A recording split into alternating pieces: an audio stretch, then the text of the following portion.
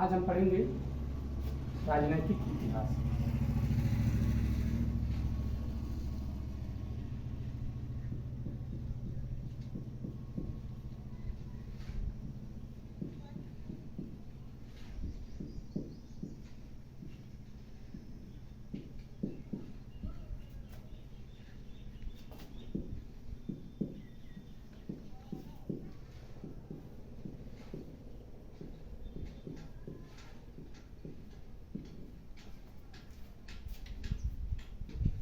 तो आज एक ऐसे टॉपिक पर हम लोग बात करेंगे जिसको आज पूरे देश में बहुमूल्य विकल्प माना गया है, जिसको कहते हैं राजनीति।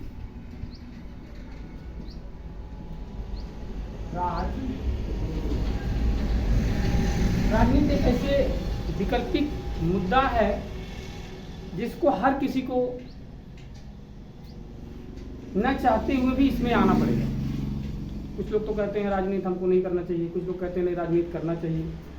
तो कोई भी हो, चाहे वो राजनीति जानता हो ना जानता हो, लेकिन राजनीति का स्वाद को चखना पड़ता है। चाहे वो वोट दे करके, चाहे वोटर बने, चाहे सपोर्टर बने, चाहे राजनेता बने, लेकिन उसको राजनीति छोड़ेगी नहीं।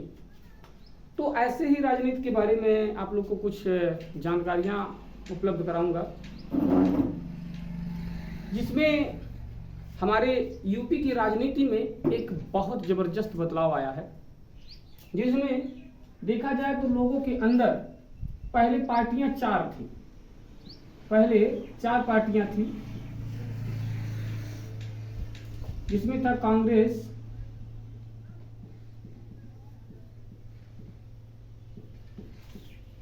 सपा, बसपा, बीजेपी। ये चार पार्टियां थीं, लेकिन काफी दिनों तक मैंने आप लोग को यहाँ हेडिंग दिया है कि मैं आप लोग को ऐतिहासिक, राजनैतिक ऐतिहासिक पढ़ाऊंगा। इसमें इतिहास भी है, और कभी भी आप ये ध्यान रखें कि जब भी आपका राजनीति चलता है तो बिना इतिहास से राजनीति नहीं चल सकता है। हर राजनीतिक मुद्दा के पीछे एक ऐतिहासिक घटना भी जुड़ी हुई है, और लोगों को इम्प्रेस करने के लिए राजनीतिक भावनाओं से उनको जोड़ा जाता है। और ये भली भांति नेता जानते हैं कि पब्लिक को ऐतिहासिक चीज़ों को मुद्दा उठाएंगे तभी वो हमसे इम्प्रेस होता है। और जो गरीब तबके के लोग हैं, जो कम पढ़े लिखे तबके के लोग हैं, वो किसी बात को सुन करके इतना इमोशनल हो जाते हैं कि वो अपने इस इमोशनल में आ करके वो ये नहीं सोचते हैं कि आने वाले कल में इससे लाभ होगा या नुकसान होगा। वो तुरंत जज्बात में आकर के समर्थन कर देते हैं। तो ऐसे लोग इसीलिए जो 2 ही 4 अक्षर पढ़ करके राजनीति में जाता है, वो राजनीति में राजा बन के बैठा रहता है, और अच्छे खासे लेवल के लोग, पढ़े लिखे लोग होकर के वोटर में बेकार हो जाते हैं। तो इसका मेन मुद्दा यही कारण है कि हमारे देश में सबसे बड़ी आज मुद्दा बन गया है संविधान बचाओ।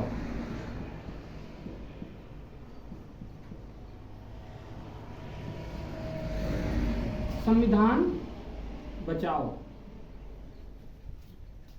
अब संविधान बचाओ भाई, संविधान तो सबके दिल पर राज करने वाला है। अब देखिए, आज मैं एक ऐसी राजनीतिक खुलासा करूंगा जिसमें लोगों को आज आंखें खुल जाएगी, क्योंकि जो गलत फहमियों में पड़े हैं सरकार को लेकर के ना, कोई सोच रहा है हमारा सपा आएगा तो हमारा कल्याण कर देगा, बसपा वो बीजेपी आएगी तो कल्याण कर देगा, कांग्रेस आएगा तो कल्याण कर देगा। लेकिन ये आप लोग की गलत फहमी है। मैं एक पक्षी आज आप लोग को राजनीति बताऊंगा, क्योंकि इसके बारे में आप लोग जानकारी तो थी नहीं, क्योंकि आप लोग सुन करके हल्ला करने लगते हैं। लेकिन मैं आज आप लोग को एक पक्षी राजनीति बताऊंगा, और ऐतिहासिक साथ में जोड़ करके। आप लोगों को ये लगता है कि अगर कांग्रेस और सपा जीत जाते हैं तो हमारी बल्ले बल्ले हो जाएगी, और कुछ लोग सोचते हैं कि अगर बीजेपी जीत जाएगी तभी हमारी बल्ले बल्ले हो जाएगा। लेकिन मैं तो कहता हूँ ये दोनों पार्टियां सब कोई जीत जाएगा तो सबका नरक ही हो जाएगा। अब आप लोग सोचेंगे तब इसका मतलब आप बसपा की तरफ संकेत कर रहे हैं। हाँ, बिल्कुल आपकी सोच सही है। इसलिए क्योंकि मैंने अभी आपको बोल दिया कि मैं राजनीतिक इतिहास पढ़ाऊंगा। राजनीतिक इतिहास में मैं आपको अब चलता हूं इतिहास की तरफ। इतिहास हमारा कहता है कि हमारे देश में माननीय काशीराम साहब ने राजनीति को चमकाया, और उस राजनीति का नींव डालने वाले हमारे डॉक्टर भीमराव अम्बेडकर साहब थे। और डॉक्टर भीमराव अम्बेडकर साहब की सारी मुद्दा इमोशनल है, जो पब्लिक को एक प्रकार से इंप्रेशन डालती है, और हमारे इंप्रेशन से हिसाब से बाबा साहब की चीज़ को हम सुनते हैं, समझते हैं, और हम बाबा साहब के लिए लोग इतना इमोशनल हो चुके हैं कि उनके लिए कुछ भी करने के लिए तो तैयार है। लेकिन उनकी विचारधाराओं को इस तरह से डिमोटिवेट कर दिया गया। लेकिन क्या था कि कांग्रेस, जब बाबा साहब थे तभी से कांग्रेस था, और उसके संचालन गांधी जी करते थे। तो ठीक इसी तरह से हमारे देश की सत्ता जो चलती है, अब लड़ाई किस में होती है, और कांग्रेस की जो पार्टी है वो अंग्रेजों की पार्टी बनाई गई, और अंग्रेजों की पार्टी बनाई होने के नाते इसको लोगों ने नकारने का भी काम किया। लेकिन मजबूत पार्टी थी, खत्म नहीं हुई, चल भी रही है। उसके बाद हमारे देश में एक टचबल एंड अनटचबल की लड़ाई होती रही, जिसमें डॉक्टर भीमराव अम्बेडकर साहब ने इसका ज्यादा शिकार हुए हैं। तो टचबल और अनटचबल की जो बात आती है हमारे देश में, ये क्या होती है, छूत अछूत की बात जो होता है, ये बाबा साहब से बढ़िया कोई नहीं जानता है। तो बाबा साहब ने अगर इस टचबल और अनटचबल के विरोध में काम किया तो संविधान को निर्माण किया, और संविधान आज हमारा मेन जीवन बन गया है, और आज हमारा नहीं बल्कि हर भारत के उन नागरिकों की बन गई है जो भारत में रहता है। इसलिए क्योंकि संविधान एक ऐसा दस्तावेज है जिसके जीवन के लिए अगर आप पढ़ लेंगे तो आपका जीवन सुधर जाएगा। लेकिन कुछ लोगों ने संविधान के साथ कुछ ऐसी चीजों को गलत कर दिया है जिसमें हम लोग अभी वहां तक पहुंचते ही नहीं है। हमारे बच्चे राजनीति में झंडा उठा करके दौड़ने वाले बन गए हैं, और हम देखते हैं हमारे, आज मैं आप लोग को एक चीज और बता दे रहा हूं, जो नए बच्चे हमारे वीडियो देख रहे हैं उनके लिए मैं कह रहा हूं कि आज हमारा बच्चा इंटर पास करता है ना, तो इंटर पास करने के बाद उनके घर में जो बड़े गांव के लोग जिम्मेदार होंगे, वो आएगा कहेगा अरे फलनमा तो लड़कवा का पढ़ा है, तो कहीं अभी इंटर के पास भेज है, तब भेज दे, डॉक्टरी कहला डी फार्मा कर ले, ग्रेजुएशन करवा दो, क्या करो, ITI करवा दो, ये 3 राय देता है। लेकिन आज से हम जान लीजिए, मैं सभी छोटे तबके के लोगों को मैं ये बता रहा हूं कि अगर आप इंटर पास हो गए हैं तो आप डायरेक्ट LLB की तरफ भगो, एकदम LLB की तरफ भगो। इसलिए LLB की तरफ भगो क्योंकि इसमें आपकी 2 चीज मजबूत होती है। अगर अंतर क्या है, अगर आप LLB करते हो, इंटर के बाद अगर LLB करते हो तो 3 साल तक आप LLB करोगे। LLB करने के बाद चौथा साल ज्यों ही आएगा आप एक नॉर्मल क्लास का वकील बन जाएंगे। और वहीं पर देख लीजिए, अगर आप BA करते हैं, क्या करते हैं, BA करते हैं, तो 3 साल के बाद आप ग्रेजुएशन फाइनल करेंगे, और ग्रेजुएशन फाइनल करने के बाद आप पोस्ट ग्रेजुएशन हो गए, लेकिन आप अभी बेरोजगार हैं, ना तो आपके पास लेवल है और ना ही आपके पास नौकरी की पाने की कोई कैपेसिटी है। उसके लिए आपको क्या करना पड़ेगा, B.Ed करना पड़ेगा, VDC करना पड़ेगा, सुपर टेट निकालना पड़ेगा, टेट निकालना पड़ेगा, तमाम तरह से कंपटीशन निकालेंगे, तब तक आपका उम्र लगभग 36 से 37 साल का उम्र खत्म हो जाएगा, और आप अभी मास्टर बन गए और नौकरी मिलने वाली नहीं है। इसमें क्या होगा कि आप LLB कर लिए, आपके पास लेवल हो गया, आप अगर 200 रुपये दरखास्त लिखेंगे तभी भी आपको कुछ ना कुछ आपका जीविका उपार्जन हो जाएगा। और सबसे बड़ी बात यह है कि आपका राजनीति में पकड़ हो जाएगा, सामाजिक पकड़ हो जाएगी, समाज से सारा चीज हो जाएगा। तो आप जो छोटे तबके के लोग हैं, ये डायरेक्ट अपने बच्चों को डायरेक्टली किसी भी एजुकेशन में मत डालें, क्योंकि मैं देखा हूं कि जो बड़े जाति की कम्युनिटी के लोग हैं, जाकर किसी तहसील पर देखिए तो कौन वकील है, फलना उपाध्याय, फलना शुक्ला, फलना मिश्रा, भय ढकनवा, मतलब उसमें किसी बहुत गिना चुना, अगर मान लीजिए वहां पर 100 वकील बैठते हैं तो मतलब 8 वकील कुछ अन्य बिरादरी को OBC में से होंगे, अन्यथा जितना बाकी बचता है 8 में से बाकी सब बड़े जाति के लोग हैं। क्यों, उनको B.Ed करने की जरूरत नहीं थी का? उनको टीचर बनने की जरूरत नहीं है का? उनको ITI करने की जरूरत नहीं थी का? वो कानून पे पकड़ बना रहे हैं, और हमारे लोग क्या करते हैं, दूसरी चीज पे पकड़ बनाते हैं। इसीलिए हमारी राजनीति बेकार होती चली जा रही है। तो हम आप लोग से ये थोड़ा सा गाइड कर रहे थे, क्योंकि अभी हमारे बच्चे कंफ्यूजन में है कि इंटर फाइनल हो गया है, रिजल्ट भी आ गया है, हम करें का। तो हमारे बच्चे जो इसको देखेंगे तो आप लोग शेयर भी करिए वीडियो को, ताकि कुछ बच्चों के पास गाइडलाइन मिल पावे, क्योंकि उनके फायदा होगी ये चीजें। इसलिए आज सामाजिक पढ़ाई के साथ साथ राजनीतिक पढ़ाई बहुत जरूरी है। आज अगर आप नौकरी खोजते हैं तो जान लीजिए सबसे बड़े बेवकूफ पढ़े लिखे आप ही माने जाते हैं, क्योंकि समय के साथ नौकरी नहीं बल्कि आपको अपने लेवल खोजने की जरूरत है, पैसा आना अनिवार्य है। और अगर आप इतने साल तक जाते जाते LLB करने के बाद आप पैसा कमाने के मूड में होते हैं, और जिसके पास पैसा होता है उसकी सारी रास्ताएं आसान हो जाती हैं।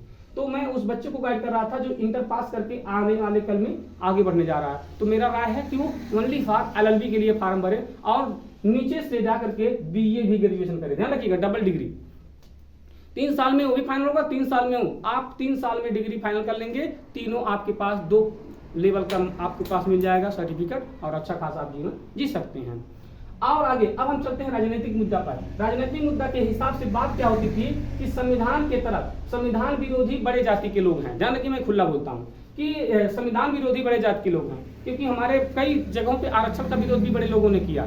तो इस तरह से बाबा साहब की लड़ाई बड़े लोगों की थी और बड़े लोगों की जाति से नहीं था, बड़े लोगों की जाति की विचारधारा से थी, जिसको कहते हैं ब्राह्मणवाद। तो ब्राह्मण से नहीं झगड़ा थी, ब्राह्मणवाद से झगड़ा था। अगर ब्राह्मण से नहीं झगड़ा था इसलिए क्योंकि अगर बाबा साहब से ब्राह्मण से झगड़ा होती तो ब्राह्मण के ही लड़की से उन्होंने शादी किया, झगड़ा होता तो करते नहीं किए, इसीलिए उनसे झगड़ा नहीं थी, उनके विचारधाराओं से झगड़ा थी। और आज भी किसी से हमारा कोई झगड़ा उगड़ा नहीं है, हम सब एक हैं। लेकिन अगर आप गलत करेंगे तो हम आपके बिल्कुल विरोध कर सकते हैं। ये विचारधारा की लड़ाई है, न कि मानसिकता और लड़ाई डंडा की, ऐसा कुछ नहीं है। तो यहाँ पर बाबा साहब ने लड़ाई लड़ा और टच अनटचेबल को खत्म करने की कोशिश किया।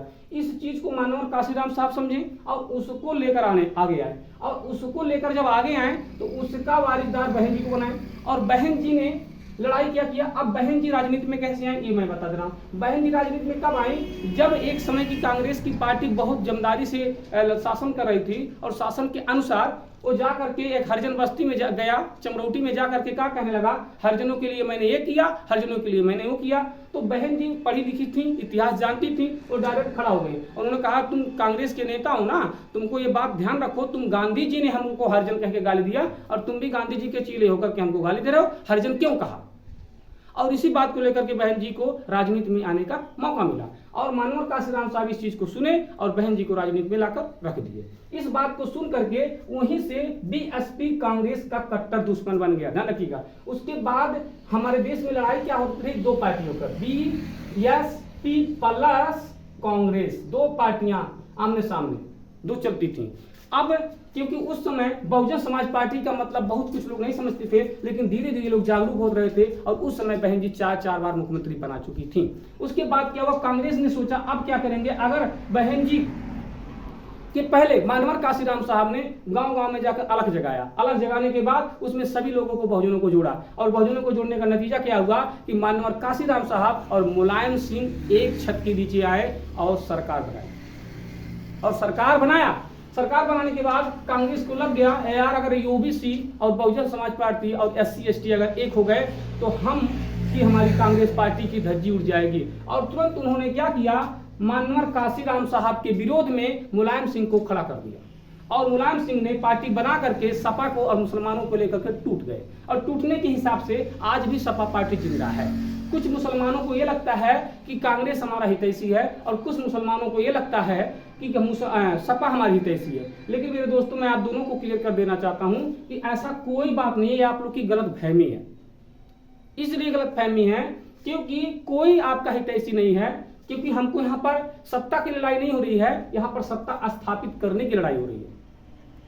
वो सत्ता नहीं चाहिए कि 2-4 दिन के बाद चला जाए, और वो सत्ता चाहिए जो जिंदगी भर कायम रहे। और ये जेन्युइन लड़ाई BSP लड़ रही है, और इसीलिए लोगों ने क्या किया कि BSP को तोड़ने के लिए, खत्म करने के लिए झूठे मीडिया में अफवाह फैला दिया जाता है कि बसपा खत्म हो गई, उसकी पार्टी खत्म हो गई।